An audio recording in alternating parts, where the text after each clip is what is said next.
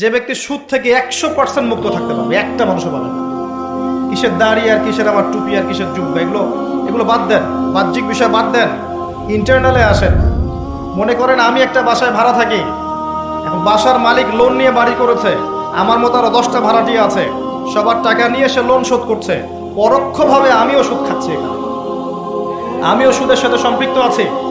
এটা সেই জামানা, যে জামানা সম্পর্কে নবী সাল্লাল্লাহু আলাইহি ওয়াসাল্লাম বলেছিলেন যে ব্যক্তি সুদ থেকে দূরে থাকতে চাইবে, আখিরুজ জামানে তার গায়েও সুদের ছিটাফোঁটা গিয়ে লাগবে, কেউ মুক্ত থাকতে পারবে না।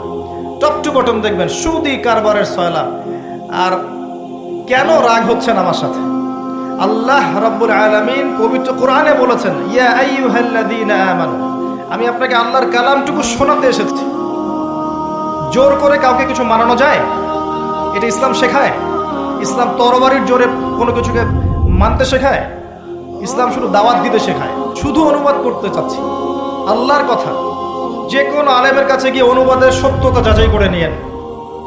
আল্লাহ বলছেন, হে মুমিনগণ, আল্লাহকে ভয় কর, সুদগুলো ছেড়ে দাও, সুদের অবশিষ্ট অংশগুলো ছেড়ে দাও, যদি প্রকৃত অর্থে মুমিন হয়ে থাকো। যদি তোমরা সুদ না ছাড়ো, কে বলছেন? তাহলে আল্লাহ এবং তার রাসূলের সাথে যুদ্ধের ঘোষণা শুনে রাখো।